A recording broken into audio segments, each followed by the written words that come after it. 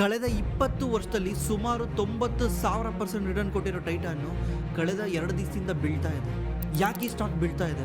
ಹಾಗಿದ್ರೆ ಈ ಸ್ಟಾಕಲ್ಲಿ ಏನಾಗ್ತಾ ಇದೆ?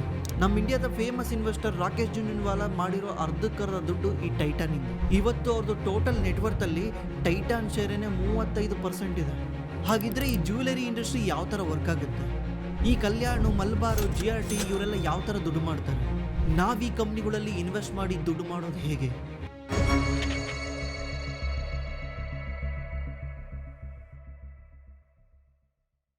ಈ ಇಂಡಸ್ಟ್ರಿ ಗ್ರೋತ್ ಆಗೋಕ್ಕೆ ಮೇನ್ ರೀಸನ್ ಏನಂದರೆ ಅನ್ಆರ್ಗನೈಸ್ಡಿಂದ ಆರ್ಗನೈಸ್ ಆಗ್ತಾ ಇದೆ. ಅನ್ಆರ್ಗನೈಸ್ ಅಂದರೆ ಯಾವುದೇ ಆರ್ಗನೈಸ್ ಇಲ್ದಲೇ ಆಗ್ತಾ ಇರೋದು. ಅಂದರೆ ಈಗ ಸಣ್ಣ ಪುಟ್ಟ ಜ್ಯುವೆಲರಿ ಶಾಪ್ ಅವ್ರು ಇಟ್ಕೊಂಡಿರ್ತಾರೆ, ಅವ್ರ ಅಂಗಡಿಗಳು ಕೇವಲ 1-2 ಇರ್ತವೆ. ನಮ್ಮ ಇಂಡಿಯಾದಲ್ಲಿ ಇವೇ ಜಾಸ್ತಿ ಇದ್ದಾವೆ. ನೀವೇನಾದರೂ ಸಣ್ಣ ಟೌನಿಂದ ಬರ್ತಾ ಇದ್ರೆ ನಿಮ್ಮ ಟೌನಲ್ಲಿ ಸುತ್ತಮುತ್ತ ಈ ಅನ್ಆರ್ಗನೈಸ್ ಸೆಕ್ಟರೇ ಜಾಸ್ತಿ ಇರುತ್ತೆ. ನೀವೇನಾದರೂ ದೊಡ್ಡ ದೊಡ್ಡ ಸಿಟಿಗಳಲ್ಲಿ ನೋಡ್ತಿದ್ರೆ ಅದರಲ್ಲಿ ಇವರಿಬ್ಬರು ಇರ್ತಾರೆ. ಮೇಜರ್ ಪಾರ್ಟ್ ಬಂದ್ಬಿಟ್ಟು ಈ ಆರ್ಗನೈಸ್ ಸೆಕ್ಟರೇ ಇದ್ದಾರೆ. ನಮ್ಮ ಇಂಡಿಯಾದಲ್ಲಿ ಈಗಲೂ ಕೂಡ ಕೇವಲ 35% ಅಷ್ಟೇ ಆರ್ಗನೈಸ್ ಸೆಕ್ಟರ್ ಇರೋದು, ಇನ್ನು 65% ಅನ್ಆರ್ಗನೈಸ್ ಸೆಕ್ಟರ್ ಇದ್ದಾರೆ. ಈ ರೇಷಿಯೋ 2000 ಇಸ್ವಿನಲ್ಲಿ 10% ಇದ್ದಿದ್ದ ಆರ್ಗನೈಸ್ ಪ್ಲೇಯರ್ಸು ಇವತ್ತು 35% ಆಗಿದ್ದಾರೆ. ಹೋಗ್ತಾ ಹೋಗ್ತಾ ಇವ್ರ ಸಂಖ್ಯೆ ಇನ್ಕ್ರೀಸ್ ಆಗ್ತಾನೆ ಹೋಗ್ತಾ ಇರುತ್ತೆ. ಯಾಕೆ ಗೊತ್ತಾ? ಟೈಟಾನು 1992ನಲ್ಲಿ ಜ್ಯುವೆಲರಿ ಬಿಸ್ನೆಸ್ಸಿಗೆ ಎಂಟ್ರಿ ಆಗ್ತಾರೆ. ಅವ್ರು ಎಂಟ್ರಿ ಆದ ತಕ್ಷಣ ಈ ಬಿಸ್ನೆಸ್ಸಲ್ಲಿ ಸಖತ್ತು ಸಫರ್ ಮಾಡ್ತಾರೆ. ಯಾಕಂದರೆ ಅವ್ರು ಈ ಇಂಡಸ್ಟ್ರಿನ ಅನಲೈಸೇ ಮಾಡಿರಲ್ಲ. ಮಾರ್ಕೆಟ್ ಅನಲೈಸ್ ಮಾಡ್ದಲ್ಲೇ ಡೈರೆಕ್ಟಾಗಿ ಎಂಟ್ರಿ ಆಗಿರ್ತಾರೆ. ಇವರು ಫಸ್ಟ್ಗೆ ಎಂಟ್ರಿ ಆದಾಗ 18 ಕ್ಯಾರೆಟ್ ಗೋಲ್ಡ್ನ ಲಾಂಚ್ ಮಾಡ್ತಾರೆ. ಗೋಲ್ಡ್ನ ಅಳತೆ ಮಾಡೋದು carrot wise. 18 carrot, 20 carrot, 22 carrot ಅಂತ ಅಳತೆ ಮಾಡ್ತಾರೆ. 24 ಕ್ಯಾರೆಟ್ ಬಂದ್ಬಿಟ್ಟು ಪ್ಯೂರು 100% ಅದರ ಗೋಲ್ಡ್ ಇರುತ್ತೆ. 22 ಅಂದರೆ ಅದರಲ್ಲಿ 92% ಗೋಲ್ಡ್ ಇರುತ್ತೆ, ಇನ್ನು 8% ಕಾಪರ್ ಇರುತ್ತೆ. 18% ಅಂದರೆ 75% ಗೋಲ್ಡ್ ಇರುತ್ತೆ, ಇನ್ನು 25% ಕಾಪರ್ ಇರುತ್ತೆ. 18% ಗೋಲ್ಡ್ನ ಜ್ಯುವೆಲರಿಗೆ ಯೂಸ್ ಮಾಡಿದ್ರೆ ಲಾಂಗ್ ಟರ್ಮಲ್ಲಿ ಯೂಸ್ ಮಾಡ್ಬೋದು. ಯಾಕಂದರೆ ಅದರಲ್ಲಿ ಹರಳುಗಳನ್ನೆಲ್ಲ ಕುಂಡ್ರಿಸೋಕ್ಕೆ, ಡಿಸೈನ್ ಮಾಡೋಕ್ಕೆ ತುಂಬ ಹೆಲ್ಪ್ ಆಗುತ್ತೆ. ಇದೇ ಸ್ಟ್ರಾಟಜಿನ ಯೂಸ್ ಮಾಡಿಕೊಂಡು ಟೈಟಾನು ಜ್ಯುವೆಲರಿ ಫುಲ್ 18 ಕ್ಯಾರೆಟೇ ಲಾಂಚ್ ಮಾಡ್ತಾನೆ. ಆದರೆ ಜನಗಳು ಅದನ್ನು ಪರ್ಚೇಸ್ ಮಾಡೋದೇ ಇಲ್ಲ. ನಮ್ಮ ಇಂಡಿಯಾದಲ್ಲಿ ಜ್ಯುವೆಲರಿನ ಬೈ ಮಾಡೋದು ಇನ್ವೆಸ್ಟ್ಮೆಂಟ್ಗೋಸ್ಕರ ಬೈ ಮಾಡ್ತಿದ್ದಾರೆ. ಅಂದರೆ ಅದು ಪ್ಯೂರಿಟಿ ಇರೋದೇ ಬೈ ಮಾಡ್ತಾರೆ. ಡಿಸೈನ್ ಬಗ್ಗೆ ಅಷ್ಟೊಂದು ತಲೆ ಕೆಡಿಸ್ಕೊಳ್ತಿರ್ಲಿಲ್ಲ. ಹೋಗ್ತಾ ಹೋಗ್ತಾ ಟೈಟಾನ್ಗೆ ಇದು ಅರ್ಥ ಆಗುತ್ತೆ. ಟೈಟನ್ನು ಅವಾಗ ಮಾರ್ಕೆಟ್ನ ಅನಲೈಸ್ ಮಾಡಿ ನೋಡಿದಾಗ ಟೈಟನ್ನಿಗೆ ಗೊತ್ತಾಗುತ್ತೆ ಯಾರ್ಯಾರು ಈ ಅನ್ಆರ್ಗನೈಸ್ ಪ್ಲೇಯರ್ಸ್ ಇದ್ದಾರಲ್ವಾ, ಅಂದರೆ ಈ ಫ್ಯಾಮಿಲಿ ರನ್ ಬಿಸ್ನೆಸ್ ಇರ್ಬೋದು, ಫ್ಯಾಮಿಲಿ ಮಾರ್ವಾಡಿಗಳೆಲ್ಲ ಜ್ಯುವೆಲರಿ ಮಾಡ್ತಿದಾರಲ್ವ, ಅವರೆಲ್ಲರೂ ಕೂಡ 18 to 19 ಕ್ಯಾರೆಟ್ನೇ ಇವರಿಗೆ 22 ಕ್ಯಾರೆಟ್ ಅಂತೇಳಿ ಸೆಲ್ ಮಾಡ್ತಿರ್ತಾರೆ. ಆ ಟೈಮಲ್ಲಿ ಯಾವುದೇ ಹಾಲ್ ಮಾರ್ಕ್ ಇರಲಿಲ್ಲ, ಪ್ಯೂರಿಟಿ ಚೆಕ್ ಮಾಡೋದು ಗೊತ್ತಿರಲಿಲ್ಲ. ಇವರು ಈ ಥರ ಹೇಳ್ಕೊಂಡು ಸೆಲ್ ಮಾಡ್ತಿರ್ತಾರೆ.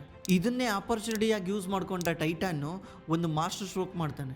ಏನಂದರೆ ಸ್ವಿಟ್ಜರ್ಲ್ಯಾಂಡಿಂದ ಕ್ಯಾರೆಟ್ ಮೀಟರ್ನ ತಗೊಂಬಂದು ಪ್ರತಿಯೊಂದು ಶಾಪ್ಗಳನ್ನು ಇನ್ಸ್ಟಾಲ್ ಮಾಡಿ ಟಿವಿನಲ್ಲೆಲ್ಲ ಅಡ್ವರ್ಟೈಸ್ಮೆಂಟ್ ಮಾಡೋಕ್ಕೆ ಸ್ಟಾರ್ಟ್ ಮಾಡ್ತಾನೆ. ನಿಮ್ಮ ಹತ್ರ ಏನಾದರೂ ಗೋಲ್ಡ್ ಇದ್ದರೆ ನೀವು ಫ್ರೀಯಾಗಿ ಬಂದುಬಿಟ್ಟು ಗೋಲ್ಡ್ದು ಪ್ಯೂರಿಟಿ ಚೆಕ್ ಮಾಡ್ಬೋದು, ಯಾವುದೇ ಥರ ಚಾರ್ಜ್ ಕೊಡೋಂಗಿಲ್ಲ ಅಂತ. ತುಂಬ ಜನ ಫ್ರೀ ಅನ್ನೋ ಒಂದು ವರ್ಡ್ನ ಕೇಳಿ ತುಂಬ ಜನ ಅವ್ರ ಹತ್ರ ಇರೋ ಗೋಲ್ಡ್ನ ಪ್ಯೂರಿಟಿ ಚೆಕ್ ಮಾಡೋಕ್ಕೆ ಬರ್ತಾರೆ. ತುಂಬ ಜನ ಹೋಗಿ ಚೆಕ್ ಮಾಡ್ತಾರೆ. ಆದರೆ ಅವ್ರಿಗೆ ಗೊತ್ತಾಗುತ್ತೆ ಅವ್ರು ಮೋಸ ಹೋಗಿದ್ದಾರೆ ಅಂತ. ಯಾಕಂದರೆ ಅವ್ರು 22 ಕ್ಯಾರೆಟ್ ಅಂತ ಬೈ ಮಾಡಿರ್ತಾರೆ. ಅವ್ರಿಗೆ ಸಿಕ್ಕಿರೋದು 18 to 19 ಕ್ಯಾರೆಟ್ ಗೋಲ್ಡು. ಉಳಿದಿದ್ದನ್ನು ಆ ಜ್ಯುವೆಲರ್ಗಳೇ ಇಟ್ಕೊತಿರ್ತಾರೆ. ಇವ್ರಿಗೆ 18 ಕ್ಯಾರೆಟ್ 19 ಕ್ಯಾರೆಟ್ ಗೋಲ್ಡ್ ಕೊಟ್ಟು 22 ಕ್ಯಾರೆಟ್ ಪ್ರೈಸ್ನ ಚಾರ್ಜ್ ಮಾಡ್ತಿರ್ತಾರೆ. ಒನ್ಸ್ ಅವ್ರ ಶಾಪಿಗೆ ಬಂದ ಕಸ್ಟಮರ್ನ ಅಕ್ವೈರ್ ಮಾಡೋಕ್ಕೆ ಟೈಟಾನು ಒಂದು ಎಕ್ಸ್ಚೇಂಜ್ ಪಾಲಿಸಿನ ತರ್ತಾನೆ. ಏನಂದರೆ ನಿಮ್ಮ ಹತ್ರ ಏನಾದರೂ 18 to 19 ಕ್ಯಾರೆಟ್ ಗೋಲ್ಡ್ ಇದ್ದರೆ ಅದನ್ನು ನೀವು ಫ್ರೀಯಾಗಿ 22 ಕ್ಯಾರೆಟ್ಗೆ ಕನ್ವರ್ಟ್ ಮಾಡ್ಕೊಬೋದು, ಜಸ್ಟ್ ಮೇಕಿಂಗ್ ಚಾರ್ಜ್ ಪೇ ಮಾಡಿ ಅಂತ. 3 to 4% ಚಾರ್ಜ್ನ ಟೈಟಾನ್ ಬೇರೆ ಮಾಡ್ತಾನೆ. ಅದು ಲಾಸ್ ಆಗ್ಬೋದು ಟೈಟಾನ್ಗೆ, ಆದರೆ ಅವನಿಗೆ ಕಸ್ಟಮರ್ ಸಿಗ್ತಾರೆ. ಈ ಕಸ್ಟಮರು ಇವತ್ತು ಮಾತ್ರ ವ್ಯಾಪಾರ ಮಾಡಲ್ಲ, ಲೈಫ್ ಲಾಂಗ್ ಟೈಟಾನ್ ಕಸ್ಟಮರ್ ಆಗ್ತಾರೆ. ಯಾಕಂದರೆ ಒನ್ಸ್ ಅವ್ರು ಏನಾರ ಜ್ಯುವೆಲರಿ ತೊಗೊಂಡು ಸ್ಯಾಟಿಸ್ಫ್ಯಾಕ್ಷನ್ ಆಗಿದ್ರೆ ಅವರು ಅವ್ರ ಮನೆಯಲ್ಲಿರೋ ಎಲ್ಲರಿಗೂ ಅಲ್ಲೇ ತೊಗೊಳಕ್ಕೆ ಹೇಳ್ತಾರೆ. ಇದರಿಂದ ಟೈಟಾನು ಅವಾಗ ಸ್ಪೆಂಡ್ ಮಾಡಿರೋ ದುಡ್ಡಿಂದ ಲೈಫ್ ಟೈಮ್ ಕಸ್ಟಮರ್ನ ಅಕ್ವೈರ್ ಮಾಡ್ತಾನೆ. ಅಲ್ಲಿಂದ ಸ್ಟಾರ್ಟ್ ಆಗುತ್ತೆ ಈ ಅನ್ಆರ್ಗನೈಸ್ ಸೆಕ್ಟರು, ಆರ್ಗನೈಸ್ ಸೆಕ್ಟರ್. ಟೈಟಾನೇ ಫಸ್ಟು ಈ ಇಂಡಸ್ಟ್ರಿನ ಆರ್ಗನೈಸ್ ಮಾಡ್ತಾನೆ in the name of Tanishq. ನೀವು ಇವತ್ತು ಯಾವುದೇ ಒಂದು ಜ್ಯುವೆಲರ್ ತನಿಷ್ಕ್ ಅಂತ ಎಲ್ಲ ನೋಡ್ತಿದ್ದೀರಲ್ಲ, ಅದೆಲ್ಲನೂ ಟೈಟಾನಿಂದನೇ ಬರೋದು. ಇದೇ ರೀತಿ ಬೇರೆ ಬೇರೆ ಪ್ಲೇಯರ್ಸು ಉಟ್ಕೊಳಕ್ಕೆ ಸ್ಟಾರ್ಟ್ ಮಾಡ್ತಾರೆ. Kalyan jewellers, Malabar gold, ಸೆನ್ಕೋ, GRT ಇವರೆಲ್ಲನೂ ಆಮೇಲೆ ಉಟ್ಕೊಳಕ್ಕೆ ಸ್ಟಾರ್ಟ್ ಮಾಡ್ತಾರೆ. ಫಸ್ಟು ಈ ಇಂಡಸ್ಟ್ರಿಗೆ ಕಾಲಿಟ್ಟಿದ್ದೆ ಟೈಟಾನ್. ಈ ಇಂಡಸ್ಟ್ರಿ ಎಕ್ಸ್ಪರ್ಟ್ಗಳ ಪ್ರಕಾರ ಈಗ ಏನಿದೆಯಲ್ಲ ಆರ್ಗನೈಸ್ ಟು ಅನ್ಆರ್ಗನೈಸ್ ಅದಿನ್ನೂ ರ್ಯಾಪಿಡ್ಲಿ ಗ್ರೋ ಆಗುತ್ತೆ. ಜನಗಳಿಗೆ ಸ್ವಲ್ಪ ನಾಲೆಡ್ಜ್ ಬರೋಕ್ಕೆ ಸ್ಟಾರ್ಟ್ ಆದರೆ ಅವರು ಈ ಅನ್ಆರ್ಗನೈಸ್ಡಿಂದ ಆರ್ಗನೈಸ್ಗೆ ಹೋಗೋಕ್ಕೆ ಸ್ಟಾರ್ಟ್ ಮಾಡ್ತಾರೆ. ಅದಕ್ಕೆ ಮೇನ್ ರೀಸನ್ ಏನಂದರೆ ಡಿಮಾನಿಟೈಸೇಷನ್ ಆದ ತಕ್ಷಣ ಇಂಡಿಯಾದಲ್ಲಿ ಕ್ಯಾಶ್ಲೆಸ್ ಟ್ರಾನ್ಸಾಕ್ಷನ್ ಜಾಸ್ತಿ ಆಗೋಕ್ಕೆ ಸ್ಟಾರ್ಟ್ ಆಗುತ್ತೆ. ಕ್ಯಾಶ್ಲೆಸ್ ಅಂದರೆ ಇದೇ PhonePe, Google pay, net banking ಈ ಟ್ರಾನ್ಸಾಕ್ಷನ್ ಆಗೋಕ್ಕೆ ಜಾಸ್ತಿ ಆಗುತ್ತೆ. ಈಗ ನಿಮ್ಮದು ಹಳೆ ಜ್ಯುವೆಲರ್ಸ್ಗಳು ಅವ್ರು ನಿಮ್ಮ ಹತ್ರ ಕ್ಯಾಶ್ ಆಗಿ ಟ್ರಾನ್ಸಾಕ್ಷನ್ ಮಾಡೋಕ್ಕೆ ಇಷ್ಟಪಡ್ತಾರೆ. ಅವ್ರು ನಿಮ್ಮ ಹತ್ರ ಆನ್ಲೈನ್ ಪೇಮೆಂಟ್ ಮಾಡಿದ್ರೆ ಇಲ್ಲ ನನಗೆ ಕ್ಯಾಶ್ ಬೇಕು ಅಂತ ಕೇಳ್ತಾರೆ. ಇದರಿಂದ ಅವರು ತುಂಬ ಜನ ಕಸ್ಟಮರ್ನ ಮಿಸ್ ಮಾಡ್ಕೊತಾರೆ. ಯಾರು ಕ್ಯಾಶಲ್ಲೇ ಟ್ರಾನ್ಸಾಕ್ಷನ್ ಮಾಡೋಕ್ಕೆ ಇಷ್ಟಪಡ್ತಾರೆ ಅವ್ರು ನಿಧಾನಕ್ಕೆ ಈ ಕಡೆ ಟ್ರಾನ್ಸ್ಫರ್ ಆಗ್ತಾರೆ. ಆಮೇಲೆ ಈ ತುಂಬ ಜನ ಸಣ್ಣ ಸಣ್ಣ ಪ್ಲೇಯರ್ಗಳು ಈ GST ರಿಜಿಸ್ಟ್ರೇಷನ್ ಮಾಡ್ಕೊಂಡಿರಲ್ಲ. ಈ ಕಸ್ಟಮರು ಜ್ಯುವೆಲರ್ಸಿ ಬೈ ಮಾಡಿದಾನಂದರೆ ಅವನಿಗೆ ಬಿಲ್ ಕೊಡಬೇಕಾಗುತ್ತೆ. ಬಿಲ್ ಕೊಡೋದ್ರಿಂದ ಅವನಿಗೆ ಪ್ಯೂರಿಟಿ ಅರ್ಥ ಆಗುತ್ತೆ. ಈಗ ಅದನ್ನ ಇನ್ನೊಂದಾಗೆಲ್ಲ ಹೋಗಿ ಅವ್ನು ಸೆಲ್ ಮಾಡಬೇಕಂದ್ರೆ ಅವ್ನು ಬಿಲ್ ಇದ್ರೇ ಸೆಲ್ ಮಾಡೋಕ್ಕಾಗುತ್ತೆ, ಇಲ್ಲಾಂದರೆ ಕಳ್ತನ ಮಾಡಿದ್ದನ್ನಂಗೆ ಆಗಿಬಿಡುತ್ತೆ. ಆ ಬಿಲ್ ಕೊಡಬೇಕಂದ್ರೆ ಅವನು GST ಹಾಕಬೇಕು. GST ಹಾಕಿದ್ರೆ ಇವನು ಆಲ್ರೆಡಿ ಪ್ರೈಸ್ ಸೆಟ್ ಮಾಡಿರ್ತಾನೆ, ಅದಕ್ಕಿಂತ ಜಾಸ್ತಿ GST ಹಾಕಿದ್ರೆ ಮೇಕಿಂಗ್ ಚಾರ್ಜಸ್ ಜಾಸ್ತಿಯಾಗಿ ಹೋಗುತ್ತೆ. ಇದಕ್ಕಿಂತ ಕಮ್ಮಿ ರೇಟಲ್ಲಿ ಈ ಆರ್ಗನೈಸ್ ಪ್ಲೇಯರ್ ಕೊಡ್ತಾ ಇರ್ತಾರೆ. ಇವ್ರು ಏನು ಮಾಡ್ತಾರೆ, ನಿಧಾನಕ್ಕೆ ಆ ಕಡೆ ಶಿಫ್ಟ್ ಆಗ್ತಾರೆ. ಈ ಆರ್ಗನೈಸ್ ಪ್ಲೇಯರ್ ಯಾಕೆ ಕಮ್ಮಿ ರೇಟಲ್ಲಿ ಕೊಡ್ತಾರೆ, ಇವ್ರ ಕೈಲಿ ಯಾಕೆ ಕೊಡೋಕ್ಕಾಗಲ್ಲ ಅಂದರೆ, ಈಗ ಆರ್ಗನೈಸ್ ಪ್ಲೇಯರ್ ಏನು ಮಾಡಿರ್ತಾರೆ, ಇನ್ನೋಸ್ ಮೇಕಿಂಗ್ ಮಾಡ್ತಿರ್ತಾರೆ. ಈಗ ಅನ್ಆರ್ಗನೈಸ್ ಪ್ಲೇಯರ್ ಏನು ಮಾಡ್ತಾರೆ, ಯಾರೋ ಒಬ್ಬ ಇರ್ತಾನೆ, ಈಗ ಎಕ್ಸಾಂಪಲ್ಲು ಇವನ ಹತ್ರ ಜ್ಯುವೆಲರಿ ಮಾಡಿಸ್ಬೇಕು, ಅವನೇನು ಮಾಡ್ತಾನೆ, ಬೆಂಗಳೂರಿಗೆ ಬಂದು ಆರ್ಡ್ರ್ ಕೊಡ್ತಾನೆ. ಇಲ್ಲಿ ಬೆಂಗಳೂರಲ್ಲಿ ಮೇಕಿಂಗ್ ಮಾಡೋರೆ ಒಂದು ಇರುತ್ತೆ, ಅವನೇನು ಮಾಡ್ತಾನೆ 5% 6% ಅವ್ನು ಮೇಕಿಂಗ್ ಚಾರ್ಜ್ ತೊಗೊಂಡು ಇವ್ನಿಗೆ ಜ್ಯುವೆಲರಿ ಮಾಡಿಕೊಡ್ತಾನೆ. ಇವನೇನು ಮಾಡ್ತಾನೆ, ಅದ್ರ ಮೇಲೆ ಇವನೊಂದು 6-7% ಇಟ್ಟು ಸೆಲ್ ಮಾಡ್ತಾನೆ. ಅದ್ರ ಮೇಲೆ ಮತ್ತೆ 3% GST ಹಾಕಿದ್ರೆ ಅದು 18-20%ಗೆ ಹೋಗ್ಬಿಡುತ್ತೆ. ಇದರಿಂದ ಕಸ್ಟಮರು ನನಗೆ ಜಾಸ್ತಿ ಆಗ್ತಿದೆ ಪ್ರೈಸು ಅಂತ ಆರ್ಗನೈಸ್ ಪ್ಲೇಯರ್ ಕಡೆ ಹೋಗ್ತಾರೆ. ಆರ್ಗನೈಸ್ ಪ್ಲೇಯರ್ ಹತ್ರ ಇನ್ನೋಸ್ ಇರೋದ್ರಿಂದ ಅವನು ಇವ್ರಿಗಿನ್ನ ಕಮ್ಮಿ ರೇಟಲ್ಲಿ ಸೆಲ್ ಮಾಡ್ತಾನೆ. ಆಮೇಲೆ ಈ ಗೌರ್ಮೆಂಟ್ ಕೂಡ ಗೋಲ್ಡ್ ಇನ್ವೆಸ್ಟ್ಮೆಂಟ್ ಕಡೆ ತುಂಬ ಗಮನ ಕೊಡ್ತಿದೆ. ಯಾಕಂದರೆ ತುಂಬ ಬ್ಲ್ಯಾಕ್ ಮನಿ ಯಾರಾದರೂ ಇನ್ವೆಸ್ಟ್ ಮಾಡೋದಿದ್ರೆ ಅದು ಬೆಸ್ಟ್ ಗೋಲ್ಡಲ್ಲಿ ಇನ್ವೆಸ್ಟ್ ಮಾಡೋಕ್ಕೆ. ನೀವು ಹೋಗಿ ಕ್ಯಾಶಲ್ಲಿ ಗೋಲ್ಡ್ ತಗೊಂಡು ಬೈ ಮಾಡಿಬಿಟ್ರೆ ಸಿಂಪಲ್ಲು, ಈವನ್ ಗೋಲ್ಡ್ ನಾಳೆ ಇನ್ಕಮ್ ಟ್ಯಾಕ್ಸ್ ಅವ್ರು ಬಂದು ಕೇಳಿದ್ರು ಕೂಡ ಒಂದು ಮನೆಯಲ್ಲಿ ಇಷ್ಟು ಗೋಲ್ಡ್ ಇರಬೇಕಂತ ರೂಲ್ಸ್ ಇದೆ. ಆರಾಮಾಗಿ ಏನೋ ಹೇಳ್ಕೊಂಡು ಬಚಾವಾಗಿಬಿಡ್ಬೋದು. ಇದರಿಂದ ಮನಿ ಲಾಂಡ್ರಿಂಗ್ ಜಾಸ್ತಿ ಆಗ್ತಾ ಇದೆ. ಅಂದರೆ ಗೋಲ್ಡ್ ಥ್ರೂ ಮನಿ ಲಾಂಡ್ರಿಂಗ್ ಮಾಡೋಕ್ಕೆ ಜಾಸ್ತಿ ಮಾಡ್ತಿದ್ದಾರೆ. ಇದರಿಂದ ಗೌರ್ಮೆಂಟು ತುಂಬ ಸ್ಟ್ರಿಕ್ಟ್ ಮಾಡ್ತಾ ಇದೆ ಈ ಇಂಡಸ್ಟ್ರಿನ. ಹೋಗ್ತಾ ಅನ್ಆರ್ಗನೈಸ್ ಪ್ಲೇಯರ್ ಜಾಸ್ತಿ ವಿತೌಟ್ ಎನಿ ಟ್ರಾನ್ಸಾಕ್ಷನ್, ಅದು ಟ್ರಾನ್ಸ್ಪರೆನ್ಸಿ ಇಲ್ದಲ್ಲೇ ಟ್ರಾನ್ಸಾಕ್ಷನ್ ಮಾಡ್ತಿರ್ತಾರೆ. ಹೋಗ್ತಾ ಈ ರೂಲ್ಸ್ಗಳು ಸ್ಟ್ರಿಕ್ಟ್ ಆದರೆ ಅವ್ರು ನಿಧಾನಕ್ಕೆ ಮಾರ್ಕೆಟ್ನ ಕಳ್ಕೊಂತ ಬರ್ತಾರೆ.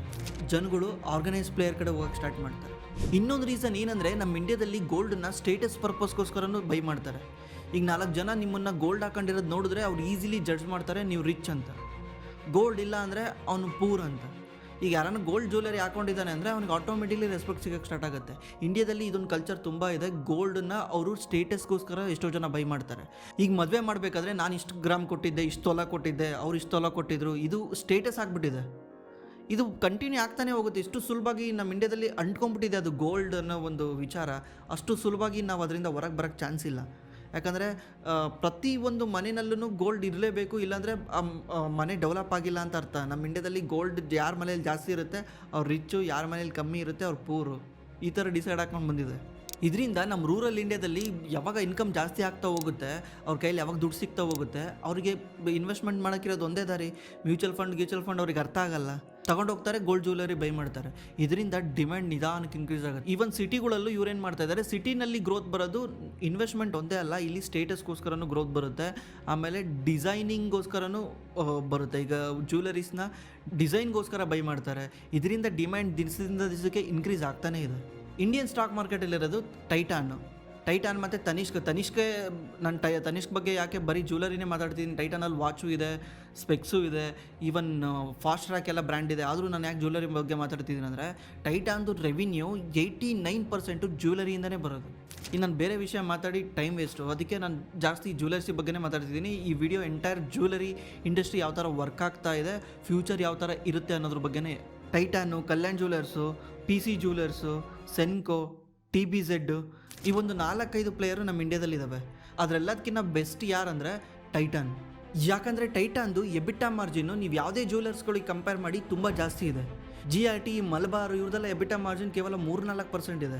ಕಲ್ಯಾಣ್ದು 7% ಇದೆ, ಸೆನ್ಕೋದು 7% ಇದೆ, ಟೈಟಾನ್ದು 12-13% ಇದೆ. ಎಬಿಟಾ ಮಾರ್ಜಿನ್ ಅಂದರೆ ಆಪ್ರೇಟಿಂಗ್ ಮಾರ್ಜಿನ್ನು. ಈಗ ಅವ್ರು ಏನಾದರೂ ₹100 ಗಳಿಸಿದ್ದಾರೆ ಅಂದರೆ ಅದರಲ್ಲಿ ಬೇರೆ ಎಲ್ಲನೂ ಖರ್ಚಾಗಿ, ಎಂಪ್ಲಾಯ್ ಕಾಸ್ಟು, ರೆಂಟು ಎಲ್ಲ ಖರ್ಚಾಗಿ ಎಷ್ಟು ಕೈಯಲ್ಲಿ ಉಳಿತಾ ಇದೆ ಅಂತ. ಯಾಕೆ ಟೈಟಾನು ಜಾಸ್ತಿ ಮಾರ್ಜಿನ ಅರ್ನ್ ಮಾಡ್ತಾನಂದರೆ, ಟೈಟಾನ್ ಬಂದುಬಿಟ್ಟು ಜ್ಯುವೆಲರಿ ಬಿಸ್ನೆಸ್ಗಿಂತ ಜಾಸ್ತಿ ಒಂದು ಡಿಸೈನ್ ಬಿಸ್ನೆಸ್ಸು. ಈಗ ಬೇರೆ ಎಲ್ಲರೂ ಏನು ಮಾಡ್ತಾರೆ, ಗೋಲ್ಡ್ನ ಪರ್ಚೇಸ್ ಮಾಡಿ ಜ್ಯುವೆಲರಿ ಮಾಡಿ ಆಮೇಲೆ ಸೆಲ್ ಮಾಡ್ತಾರೆ. ಬಟ್ ಟೈಟಾನ್ ಏನು ಮಾಡ್ತಾನೆ, ಗೋಲ್ಡ್ನ ಪರ್ಚೇಸ್ ಮಾಡಲ್ಲ, ಗೋಲ್ಡ್ನ ಲೀಸಿಗೆ ಬೈ ಮಾಡ್ತಾನೆ. ಲೀಸಿಗೆ ಬೈ ಮಾಡಿ ಅದರಿಂದ ಅವನು ಜ್ಯುವೆಲರಿನ ತಯಾರು ಮಾಡಿ ಸೆಲ್ ಮಾಡ್ತಾನೆ. ಅವ್ನು ಯಾವಾಗ ಲೀಸಿಗೆ ಬೈ ಮಾಡ್ತಾನೆ, ಇವನಿಗೆ ಇನ್ವೆಸ್ಟ್ಮೆಂಟೇ ಇರಲ್ಲ. ಈಗ ಅಕಸ್ಮಾತ್ ಅವ್ನು ಏನಾದರೂ ಗೋಲ್ಡ್ ತಗೊಂಬಂದ್ಬಿಟ್ಟು ಅದನ್ನು ಮ್ಯಾನುಫ್ಯಾಕ್ಚರಿಂಗ್ ಮಾಡೋಕ್ಕೆ ಒಂದು ಚೈನ್ ಮಾಡೋಕ್ಕೋಸ್ಕರ ಕೊಟ್ಟಿರ್ತಾರೆ. ಆ ಚೈನ್ ಮಾಡಬೇಕಾದ್ರೆ ಈ ಸಡನ್ನಾಗಿ ಗೋಲ್ಡ್ ಪ್ರೈಸ್ ಡೌನ್ ಆಗಿಬಿಟ್ರೆ ಅದು ಇವನ ತಲೆ ಮೇಲೆ ಬಂದುಬಿಡುತ್ತೆ, ಅಲ್ಲೇ 4-5% ಹೋಗ್ಬಿಡುತ್ತೆ. ಆ ರಿಸ್ಕ್ನ ಮಿಟಿಗೇಟ್ ಮಾಡಬೇಕಂತಾನೆ ಟೈಟಾನು ಗೋಲ್ಡ್ನ ಲೀಸಾಗಿ ಪರ್ಚೇಸ್ ಮಾಡ್ತಾನೆ. ಲೀಸಾಗಿ ಮಾಡೋದ್ರಿಂದ ಏನಾಗುತ್ತೆ, ಈಗ ನಿಮಗೆ ಅನಿಸ್ತಿರುತ್ತೆ, ಈಗ ಅವನೇನಾದರೂ ಬೈ ಮಾಡಿ ಅಂಗಡಿನಲ್ಲಿ ಇಟ್ಕೊಂಡ್ರೆ ಗೋಲ್ಡು ಮೇಲೋಗುತ್ತಲ್ಲ, ಅದರಿಂದನೂ ಲಾಭ ಬರುತ್ತಲ್ಲ, ಸುಮ್ಮನೆ ಲೀಸ್ ತಗೊಂಡ್ರೆ ವೇಸ್ಟು ಅಂತ. ಆ್ಯಕ್ಚುಲಿ ನೀವು ಟೈಟಾನ್ದು ROE ನೋಡಿ 32% ಇದೆ. ಈಗ ನೀವು ಒಂದು ಸಿಂಪಲ್ ಒಂದು ಸಿನಾರಿಯೋ ಯೋಚನೆ ಮಾಡಿ. ಈಗ ನಿಮ್ಮ ಹತ್ರ ಒಂದು ಅಂಗಡಿ ಇದೆ, ಈ ಅಂಗಡಿನಲ್ಲಿ ನೀವು ಒಂದು ಜ್ಯುವೆಲರಿ ಮಾಡೋಕ್ಕೆ ಸ್ಟಾರ್ಟ್ ಮಾಡಿದ್ದೀರಾ. ಫಸ್ಟು ಗೋಲ್ಡ್ ಬೈ ಮಾಡಿ ಇಟ್ಕೊಳ್ತೀರಾ ಅಂಗಡಿನಲ್ಲಿ. ಗೋಲ್ಡ್ ಬೈ ಮಾಡಿ ಇಟ್ಕೊಂಡು ನೀವೇನು ಅನ್ಕೊತೀರಾ, ಗೋಲ್ಡ್ ಕೂಡ ಮೇಲೋಗುತ್ತೆ ಬಿಡು, ಗೋಲ್ಡ್ ಮೇಲೆ ಇನ್ವೆಸ್ಟ್ ಮಾಡಿದ್ರೆ ಏನಾಗಲ್ಲ ಅಂತ ಗೋಲ್ಡ್ ಮೇಲೆ ತೊಗೊಂಡೋಗಿ ಇನ್ವೆಸ್ಟ್ ಮಾಡ್ತೀರಾ. ಎಲ್ಲ ನಿಮ್ಮದು ಟೋಟಲ್ 2 ಕೋಟಿ ರೂಪಾಯಿ ಏನು ನಿಮ್ಮ ಹತ್ರ ಇರುತ್ತೆ, ಆ 2 ಕೋಟಿ ಕೂಡ ಒಂದೇ ಅಂಗಡಿನಲ್ಲಿ ಫಿಕ್ಸ್ ಆಗಿಬಿಡುತ್ತೆ. ಈಗ ಟೈಟಾನ್ ಏನು ಮಾಡ್ತಾನೆ, ಜಸ್ಟು ಅಂಗಡಿ ಓಪನ್ ಮಾಡೋಕ್ಕೆ ಏನು ಖರ್ಚಾಗುತ್ತೋ ಅದನ್ನು ಇನ್ವೆಸ್ಟ್ ಮಾಡ್ತಾನೆ, ಗೋಲ್ಡಲ್ಲಿ ಇನ್ವೆಸ್ಟ್ ಮಾಡಲ್ಲ, ಗೋಲ್ಡ್ನ ಲೀಸಿಂದ ತರ್ತಾನೆ. ಈ ಉಳಿದಿದ್ದ ದುಡ್ಡು ಎಷ್ಟು ಉಳಿತಲ್ಲ ಅದನ್ನು ಅವನು ವಾಪಸ್ಸು ಇನ್ನೊಂದು ಅಂಗಡಿ ಹಾಕ್ತಾನೆ. ಈ ದುಡ್ಡಲ್ಲಿ ನೀವು ಗೋಲ್ಡ್ ಮೇಲೋದ್ರೆ 8ರಿಂದ 9% ಅಷ್ಟೇ ಗೇನ್ ಮಾಡೋಕ್ಕಾಗಲ್ಲ. ನೀವು ಹಿಸ್ಟ್ರಿ ತೆಗೆದು ನೋಡಿ ಗೋಲ್ಡ್ ವರ್ಷದಿಂದ ವರ್ಷಕ್ಕೆ ಎಷ್ಟು ಮೇಲೆ ಹೋಗುತ್ತೆ. ಬಟ್ ಟೈಟಾನು ವಾಪಸ್ಸಲ್ಲಿ ಬಿಸ್ನೆಸ್ ಒಳಗೆ ಹಾಕೊಂಡಾಗ ಒಂದು ROE 32% ಇದೆ. ನಿಮ್ಮ ದುಡ್ಡನ್ನ 8ರಿಂದ 9% ಹಾಕೋದು ಬೆಸ್ಟಾ ಅಥವಾ 32% ಹಾಕೋದು ಬೆಸ್ಟಾ? ಇದರಿಂದ ಟೈಟಾನ್ದು ಆಪ್ರೇಟಿಂಗ್ ಎಕ್ಸ್ಪೆನ್ಸ್ ತುಂಬ ಕಡಿಮೆ ಇದೆ. ಇದರಿಂದನೇ ಅವನು ಹೈಯೆಸ್ಟ್ ಎಬಿಟಾ ಮಾರ್ಜಿನ್ ಅರ್ನ್ ಮಾಡ್ತಾ ಇದ್ದಾನೆ. ನಿಮ್ಗೆ ಎಷ್ಟು ಜನಕ್ಕೆ ಅನಿಸ್ತಿರುತ್ತೆ ಟೈಟಾನ್ದಲ್ಲಿ ಡೆಟ್ ಜಾಸ್ತಿ ಇದೆ ಅಂತ. ಟೈಟಾನಲ್ಲಿ ಡೆಟ್ ಜಾಸ್ತಿ ಇರೋ ಕಾರಣನೇ ಈ ಲೀಸಿಂದ. ಅವರು ಲೀಸಿಗೆ ಬೈ ಮಾಡ್ತಾರಲ್ಲ ಅದನ್ನು ಡೆಟ್ ಅಂತಲೇ ತೋರಿಸ್ಬೇಕು, ಬಿಕಾಸ್ ಅವರು ಸಾಲವಾಗಿ ತಂದಿರ್ತಾರೆ, ಅವ್ರಿಗೆ ಸಾಲ ಅದು. ಈಗ ನೀವು ಎಲ್ಲ ಜ್ಯುವೆಲರ್ಸ್ಗಳನ್ನು ಇದೇ ಸ್ಟ್ರಾಟಜಿನ ಯೂಸ್ ಮಾಡೋಕ್ಕೆ ಸ್ಟಾರ್ಟ್ ಮಾಡಿದ್ದಾರೆ. ನೀವೆಲ್ಲ ಜ್ಯುವೆಲರ್ಸ್ಗಳದ್ದು ಡೆಟ್ ನೋಡಿ ಸ್ವಲ್ಪ ಜಾಸ್ತಿ ಇರ್ತವೆ. ಟೈಟಾನ್ದು ಎಲ್ಲ ಚೆನ್ನಾಗಿದೆ, ಇಯರ್ ಆನ್ ಇಯರ್ ಗ್ರೋತ್ ಆಗ್ತಿದೆ, ಇನ್ನು ಈವನ್ ಎಲ್ಲ ಜ್ಯುವೆಲರಿಗಳು ಗ್ರೋತ್ ಆಗ್ತಿದ್ದಾವೆ. ಆದರೆ ಪ್ರಾಬ್ಲಮ್ ಏನಂದರೆ ಟೈಟಾನ್ದು ವ್ಯಾಲ್ಯೂಯೇಷನ್ನು ತುಂಬ ಹೈ ಇದೆ. ಈಗ ರೀಸೆಂಟಾಗಿ ಬಿದ್ದರೂ ಕೂಡ 84 P ಇದೆ. ಟೈಟಾನ್ ಒಂದೇ ಅಲ್ಲ, ಈವನ್ ಕಲ್ಯಾಣ್ ಜ್ಯುವೆಲರ್ಸ್ ಕೂಡ 74 ಇದೆ. ಎಲ್ಲ ಜ್ಯುವೆಲರ್ಸ್ಗಳ್ದು ಮೇಲೆ ಹೋಗ್ಬಿಟ್ಟಿದೆ. ಕಲ್ಯಾಣ್ ಜ್ಯುವೆಲರ್ಸ್ ಬಂದ್ಬಿಟ್ಟು ಅವ್ನು ಮೇನ್ಲಿ ಫೋಕಸ್ಡ್ ಆನ್ ಸೌತ್ ಇಂಡಿಯಾದಲ್ಲಿ ಒಂದು ಡಾಮಿನೆನ್ಸ್ ಜಾಸ್ತಿ ಇದೆ. ಸೆನ್ಕೋ ಅಂತ ಇದೆ, ಸೆನ್ಕೋ ಬಂದ್ಬಿಟ್ಟು ನಾರ್ತ್ ಇಂಡಿಯಾ ಜಾಸ್ತಿ ಇದೆ, ಲೈಕ್ ಬೆಂಗಾಳು ಈ ಸೈಡ್ ಜಾಸ್ತಿ ಇದೆ. ಟೈಟಾನ್ದು ಎಲ್ಲ ಕಡೆ ಇದೆ. ಟೈಟಾನ್ ಆಲ್ ಇಂಡಿಯಾ ಪ್ರೆಸೆನ್ಸ್ ಇದ್ದಾನೆ. ನೋಡಿ, ನಿಮಗೆ ಈ ಇಂಡಸ್ಟ್ರಿನಲ್ಲಿ ಯಾರು ಚೆನ್ನಾಗಿ ಅನ್ನಿಸ್ತಾರೆ, ಯಾರ ಹತ್ರ ವ್ಯಾಲ್ಯೂಯೇಷನ್ ಡೌನ್ ಇದೆ ಅಂಥ ಟೈಮಲ್ಲಿ ಹೋಗಿ ಬೈ ಮಾಡಿದರೆ ದುಡ್ಡು ಮಾಡ್ಬೋದು. ಈ ವ್ಯಾಲ್ಯೂಯೇಷನ್ ಜಾಸ್ತಿ ಇದ್ದರೆ ಹೋಗಿ ಬೈ ಮಾಡಿದ್ರೆ ನಾವು ದುಡ್ಡು ಮಾಡೋದು ಕಷ್ಟ ಆಗುತ್ತೆ. ಬಟ್ ಈ ಇಂಡಸ್ಟ್ರಿ ವ್ಯಾಲ್ಯೂಯೇಷನ್ ಬಂದುಬಿಟ್ಟು 60 ಟೈಮ್ಸ್ ಇದ್ದರೆ ಓಕೆ. ಟೈಟಾನ್ದು ಒಂದು 60 PE ಬಂದರೆ ಬೈ ಮಾಡಿದಾಗ ಓಕೆ. ಬಟ್ ಇವಾಗ ಸ್ಟಿಲ್ ಕಾಸ್ಟ್ಲಿ ಇದು. ಬಟ್ ಇವಾಗ ಏನಕ್ಕೆ ವೀಡಿಯೋ ಮಾಡ್ತಿದ್ದೀನಿ, ಅದು 60ಕ್ಕೆ ಬಂದಾಗ ವೀಡಿಯೋ ಮಾಡಬೇಕು ಅಂತ ಅಂದ್ಕೊಂಡಿದ್ರೆ ನೀವು ಯಾವಾಗ್ಲೂ ನಾವು ಆಪರ್ಚುನಿಟಿಗೋಸ್ಕರ ವೆಯ್ಟ್ ಮಾಡ್ತಾ ಇರಬೇಕು. ಈಗ ಲಕ್ ಹೆಂಗೆ ಬರುತ್ತೆ ಹೇಳಿ? Luck comes from when opportunity meet preparation. ಈಗ ನಿಮ್ಗೆ ಆಲ್ರೆಡಿ ಒಂದು ಇದ್ರ ಬಗ್ಗೆ ಗೊತ್ತಿದೆ, ಇಂಡಸ್ಟ್ರಿ ಬಗ್ಗೆ ನಿಮಗೆ ಒಂದು ತಲೆಗಿರುತ್ತೆ. ಒಂದ್ಸಲ ಯಾವಾಗ ಟೈಟಾನ್ ಸಡನ್ನಾಗಿ ಇನ್ನೂ ಬಿದ್ದು ಅದೇನಾದರೂ ಪ್ರೈಸ್ ನಿಮಗೆ ಇಂಟ್ರೆಸ್ಟಿಂಗ್ ಆಗಿ ಅನಿಸಿದ್ರೆ ನೀವು ಈಸಿಲಿ ಬೈ ಮಾಡ್ಬೋದು. ಮತ್ತೆ ಅವಾಗ ರಿಸರ್ಚ್ ಮಾಡ್ಕೊಂಡು ಕುತ್ಕೊಂಡು ಟೈಮ್ ವೇಸ್ಟ್ ಮಾಡೋಂಗಿಲ್ಲ.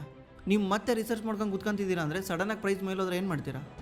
ಅದಕ್ಕೇ ಮುಂಚೆನೇ ಈಗ ನಾನು ಏನು ವಿಡಿಯೋಗಳು ಮಾಡ್ತಿದ್ದೀನಿ ಆ ಎಲ್ಲ ಸ್ಟಾಕ್ಗಳದ್ದು ಪ್ರೈಸ್ ಆಲ್ಮೋಸ್ಟ್ ಆಲ್ ಮೇಲಿದೆ. ಅದಕ್ಕೇ ನಾನು ಸ್ಟಡಿ ಮಾಡಿ ವಿಡಿಯೋ ಮಾಡ್ತಿದ್ದೀನಿ. ನೀವು ಅದನ್ನು ಅರ್ಥ ಮಾಡ್ಕೊಳ್ಳಿ. ಯಾವಾಗ ನಿಮಗೆ ಆಪರ್ಚುನಿಟಿ ಸಿಗುತ್ತಲ್ಲ ಅವಾಗ ಸಡನ್ನಾಗಿ ಬೈ ಮಾಡಿಬಿಡಿ.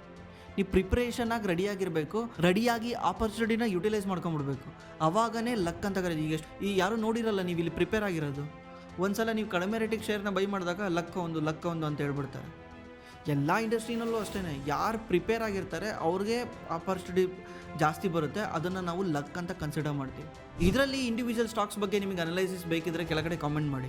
ನೀವೇನಾದರೂ ಸ್ಟಾಕ್ ಮಾರ್ಕೆಟಲ್ಲಿ ಇನ್ವೆಸ್ಟ್ ಮಾಡಬೇಕಂದ್ರೆ ಡಿಮ್ಯಾಟ್ ಅಕೌಂಟ್ ಕಂಪಲ್ಸರಿ ಬೇಕು. ಆ ಡಿಮ್ಯಾಟ್ ಅಕೌಂಟ್ ಲಿಂಕ್ ನನ್ನ ಡಿಸ್ಕ್ರಿಪ್ಷನಲ್ಲಿ ಇರುತ್ತೆ, ಹೋಗಿ ಚೆಕ್ ಮಾಡಿ ಅಕೌಂಟ್ ಓಪನ್ ಮಾಡ್ಕೊಳ್ಳಿ.